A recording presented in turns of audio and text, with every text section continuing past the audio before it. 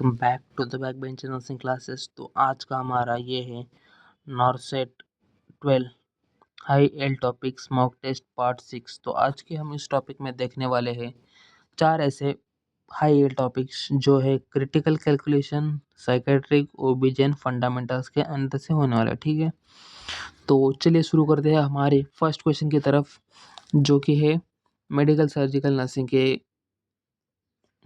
ठीक है, तो फिर आता है first question. A patient with chronic kidney disease has serum potassium level of 7.0 मिलीक्वल पर litre. The physician ordered an IV infusion of a 50% dextrose with 10 units of a regular insulin. What is the primary physiological mechanism of this therapy?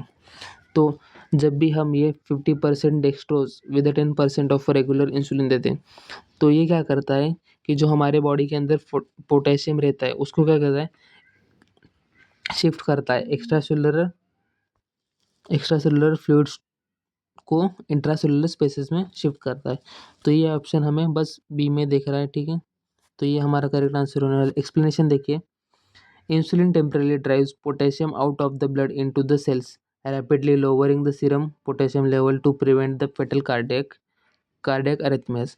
तो ये क्या करता है, मतलब जो भी है हमारे बॉडी में पोटेशियम है उसको रैपिडली उसकी लेवल कम करता है, जिसकी वजह से फेटल कार्डियक अरिथमियास को प्रिवेंट करते हैं। ठीक है, dextrose is given simultaneously slowly to prevent hypoglycaemia. Dextrose क्यों देते हैं, क्योंकि अगर मतलब पेशेंट को हाइपोग्लाइसीमिया होने के चांसेस रहते हैं, तो मतलब हम ये मिक्सचर दे रहा है दो चीज़ों का, डेक्सट्रोज और 10% रेगुलर इंसुलिन। अभी 10% रेगुलर इंसुलिन दे रहे हैं, जिसकी वजह से क्या होगा, पेशेंट को हाइपोग्लाइसीमिया होगा, तो उसी को प्रिवेंट करने के लिए हम डेक्सट्रोज देते हैं। ठीक है, ये हो गया हमारा फर्स्ट क्वेश्चन। सेकेंड क्वेश्चन है हमारा ओबीजीवाई के अंडर से, जो कि नेग्लेक्स रूल। अभी नेग्लेक्स रूल क्या है कि मतलब हम ईडीडी निकालते। ईडीडी मतलब क्या, एस्टिमेटेड डेट ऑफ डिलीवरी ये है, जिसकी वजह से मतलब नेग्लेक्स रूल को फॉलो करके हम एस्टिमेटेड डेट ऑफ डिलीवरी जो कि है ईडीडी हम निकालते हैं। तो चलिए देखते हैं question. A pregnant patient arrives for her first antenatal visit. She reports that her last menstrual period began on September 15. Using Neglec's rule, what is her estimated date of delivery? ठीक है, तो हमें इसमें क्या करना रहता है, हमें देखिए जो भी हमारा उसका मेमोरी टेक देखिए पहले, तो फिर आपको समझ में आएगा प्रॉपरली कि मैं क्या कहना चाह रहा हूँ। तो हम जो ईडीडी निकालने के लिए फॉर्मूला है क्या, कि एलएमपी जो लास्ट मेंस्ट्रुअल पीरियड या फिर उसका डे जो रहता है, लास्ट मेंस्ट्रुअल पीरियड उसका लास्ट डेट या फिर जो भी डेट दिया है उसको -3 मंथ्स प्लस 7 डेज करना रहता है, या फिर LMP plus 9 months plus 7 days करके हम वो कैलकुलेट करते हैं और हमारा ईडीडी निकलता है। ठीक है, तो इसका करेक्ट आंसर जा रहा है 22 जून। ठीक है, तो बढ़ते हैं हमारे थर्ड क्वेश्चन की तरफ से, जो कि साइकोफार्मेकोलॉजी के अंडर से होने वाला है। A patient diagnosed with a treatment-resistant schizophrenia is prescribed clonazepam, an atypical antipsychotic. What laboratory parameter must the nursing officer monitor strictly on a regular basis for this patient? Option is serum lithium level, absolute neutrophil count, renal function test और fasting blood sugar। ठीक है, तो अभी इसमें से answer होएगा B option, क्योंकि क्या, जो हमारे मतलब जो ये अटिपिकल एंटीसाइकोटिक है क्लोनाज़ेपम, वो क्या करता है, जो हमारा क्लोनाज़ेपम रहता है उसका जो पैकेट रहता है ना, उस पर एक ब्लैक बॉक्स लिखा रहता है जिसमें कि वार्निंग दिया रहता है, severe potential fatal agranulocytosis, a severe drop in white blood cells neutrophils. मतलब कि क्या, जो पैकेट रहता है उस पर एक बस मतलब इंफॉर्मेशन या फिर वार्निंग सा रहता है कि ये मेडिसिन लेने से क्या होता है, जो न्यूट्रोफिल्स रहते हैं या फिर जो हमारे वाइट ब्लड सेल्स रहते हैं उसका सीवियरली वो ड्रॉप हो जाता है। ठीक है, patient must have baseline and regular ANC checks. If ANC checks drops below 1500 per millimeter cube, the drug is immediately withheld to prevent fatal infection। ठीक है,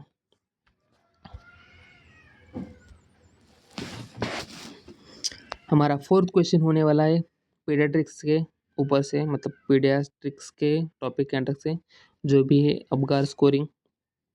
A newborn is evaluated 1 minute after the birth. The heart rate is 110 beats per minute. The infant is crying vigorously, moves all extremities actively, sneezes when the airway is cleared, and is completely pink over the entire body. What is the Apgar score? ठीक है, तो अभी देखिए जो भी पहले तो इसका आंसर जाएगा 10। ठीक है, उसको अभी मैं आपको बताता हूँ कि कौन से इसको कितना स्कोर किया। ए मतलब क्या, अपेरेंस रहता है। अपेरेंस कैसे, कंप्लीटली पिंक। अगर पेशेंट मतलब बेबी है वो कंप्लीटली पिंक है तो हम स्कोर करते हैं 2। ठीक है, फिर रहता है पल्स। पल्स कितना है, अगर मोर देन 110 है, मतलब 1000 है, सॉरी, अगर pulse more than 100 beats per minute है या फिर 110 है तो हम उसको स्कोर करते हैं 2। ठीक है, फिर आता है ग्रीमेसिस या फिर रिफ्लेक्सिस। अभी रिफ्लेक्सिस क्या है, इससे प्रेजेंट है स्नेजेस और क्राइज टू स्टिमुलेशन। अगर स्टिमुलेशन दिया तो बच्चा क्राई कर रहा है तो उसको हम स्कोर करते हैं 2। फिर आता है activity. Active management, active movement है बच्चों का, ठीक है, वो बच्चों का जो भी है तो हम उसको स्कोर करेंगे 2। फिर आता है रेस्पिरेशन। रेस्पिरेशन में बिगरस क्राई है तो उसको भी हम स्कोर करेंगे 2। तो टोटल आंसर आता है 10। A score of 7 to 10 is excellent condition. तो उसमें हमें बच्चों को कुछ भी ट्रीटमेंट देने की ज़रूरत नहीं है, बस हमारी जो बेसिक केयर रहती है बेबी की वो हमें देनी रहती। बाकी ना ही इंट्यूबेशन ना ही ऑक्सीजन प्रोवाइड करना रहता है, बस बेबी की बेसिक केयर करनी रहती है। हमारा 5th क्वेश्चन है फंडामेंटल्स नर्सिंग के ऊपर से। तो पीपी सीक्वेंस पूछा गया है इसमें। The nursing officer is removing personal protective equipment after caring for a patient on a contact and droplet patient. What is the correct sequence for doffing? Doffing मतलब कि क्या, removing of the PP according to the standard guidelines. ठीक है, जो हमारा पहला ये रहता है ना, हम पहले निकालते हैं ग्लव्स। ठीक है, ग्लव्स निकालने के बाद गॉगल्स, फेस शील्ड, ठीक है, बराबर निकालेंगे। फिर गाउन और मास्क। हमें बस ये 2 चीज़ें याद रखनी कि जब भी हम निकालेंगे तो पहले ग्लव्स निकालेंगे और सबसे लास्ट में मास्क। ठीक है, और यही हमारा करेक्ट आंसर है। ठीक है, बाकी के देखने की भी ज़रूरत नहीं। ठीक है,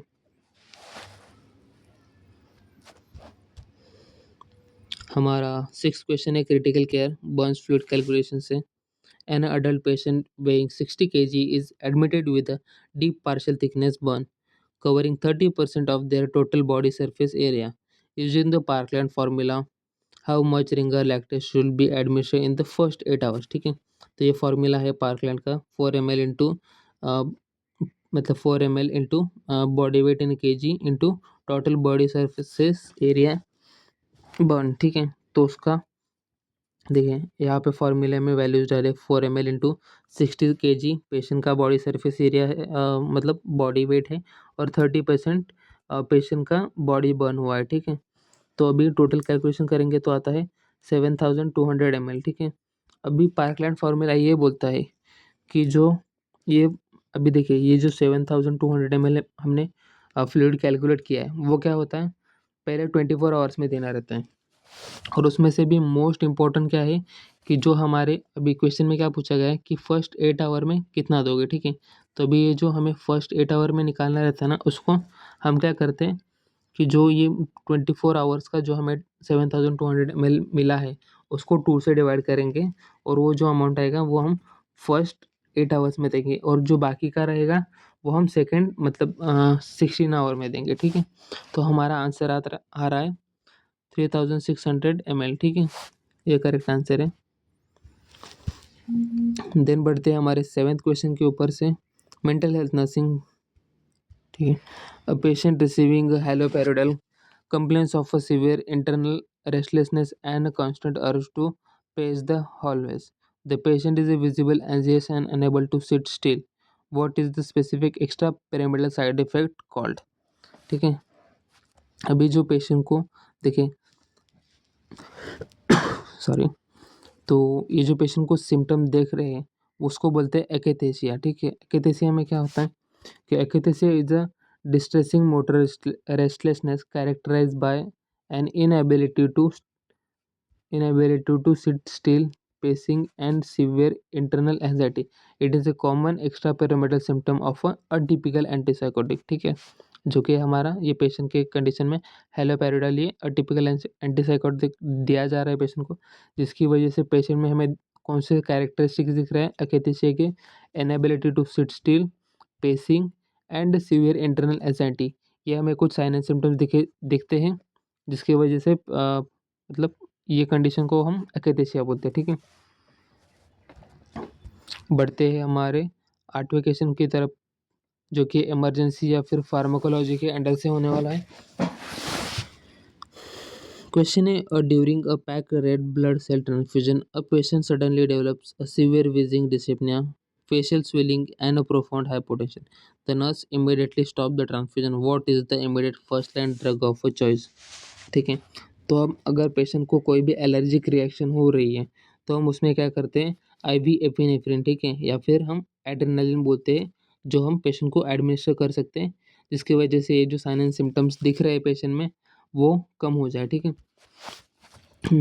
the patient is experiencing anaphylactic severe allergic reaction with the airway compromises and shock. तो पेशेंट को क्या हो रहा है, severe allergic reaction, airway compression, ठीक है, ये सब चीज़ें हो रही हैं। तो the universal life saving first line drug of a choice for anaphylactic shock क्या है, एपिनेफ्रिन या फिर हम एड्रेनल बोलते हैं। गिवन हम उसको कैसे देते हैं, इंट्रामस्कुलरली देते हैं, ठीक है, इनटू एंटेरियो लैटरल थाई। ठीक है, बढ़ते हैं हमारे नेक्स्ट क्वेश्चन की तरफ, जो है 9th question, fundamental IV fluoride की तरफ से। The physician order 1000 ml of a normal saline to be infuse over 8 hours. The IV administration set has a drop factor of 15 drops per ml. What is the correct flow rate in a drops per minute?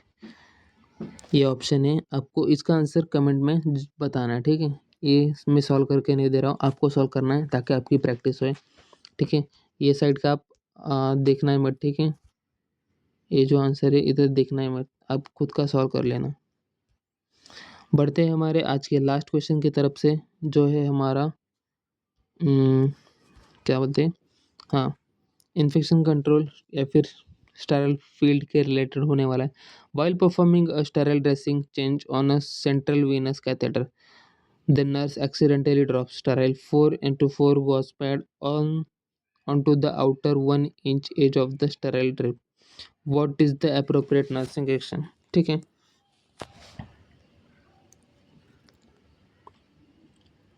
Option से consider the entire sterile field contaminated and start completely over, नहीं।